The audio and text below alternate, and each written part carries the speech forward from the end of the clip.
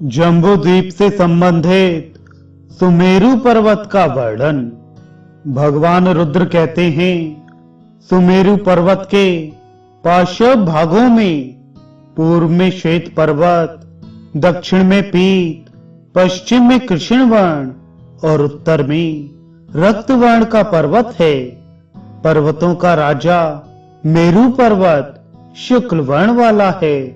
उसकी कांति प्रचंड सूर्य के समान है तथा वह धूम रहित अग्नि की भांति प्रदीप होता रहता है एवं 84,000 योजन ऊंचा है।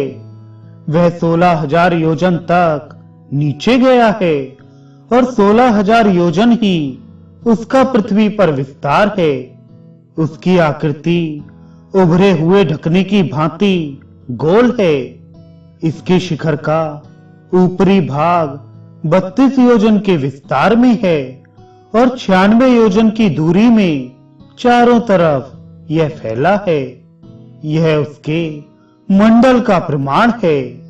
वह पर्वत महान दिव्य औषधियों से संपन्न तथा प्रशस्त रूप वाले संपूर्ण शोभनीय भवनों से आवृत है।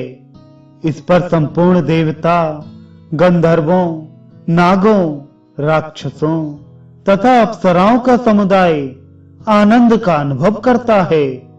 प्राणियों के सृजन करने वाले ब्रह्मा जी का भव्य भवन भी इसी पर शोभा पाता है। इसके पश्चिम में भद्राश्य, भारत और केतुमाल हैं।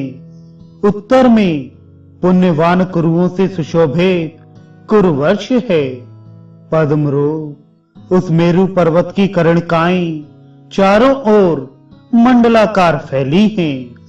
योजनों के प्रमाण से मैं उसके दैर्घ्य का विस्तार बताता हूँ। उसके मंडल की लंबाई चौड़ाई हजारों योजन की है। कमल की आकृति वाले उस मेरु पर्वत के केशर जालों की संख्याएं 69 कही गई हैं। वह 84,000 योजन ऊंचा है। वह लंबाई में 1,00,000 योजन और चौड़ाई में 80,000 योजन है। वहां 14 योजन के विस्तार में 4 पर्वत हैं। कमल पुष्प की आकृति वाले उस मेरु पर्वत के भी नीचे 4 पंखुड़ियां हैं। उनका प्रमाण 14,000 योजन है। उस कमल की सुप्रसिद्ध कर्णिकाओं का तुम्हारे सामने जो मैंने परिचय दिया है, अब संक्षेप से मैं उसका वर्णन करता हूँ। तुम चित्त को एकाग्र करके सुनो।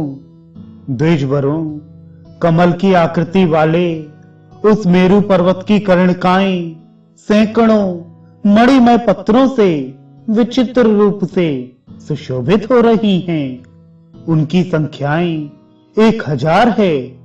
मेरुगिरी में 1,000 कंदराएं हैं। इस पर्वतराज में वृत्ताकार एवं कमल कर्णिकाओं की तरह विस्तृत 1,00,000 पत्ते हैं। उस पर मनोवती नाम की श्री ब्रह्मा जी की रमणीय सभा है और अनेक ब्रह्म ऋषि उसके सदस्य हैं। महात्मा, ब्रह्मचारी, विनयी, सुंदर व्रतों के पालक, सदाचारी, अतिथि सेवी, ग्रस्त, विरक्त और पुण्यवान योगी पुरुष उस सभा के सभासद हैं। इसमें ही मेरा निवास है। इस सभा मंडल का परिमाण 14,000 योजन है। वह रत्न और धातुओं से संपन्न होने के कारण बड़ा सुंदर और अद्भुत प्रतीत होता है। उस पर अनगणित रत्नमणिमय तोरण युक्त मंदिर हैं। ऐसे दिव्य मंदिरों से वह पर्वत चारों तरफ से घिरा है।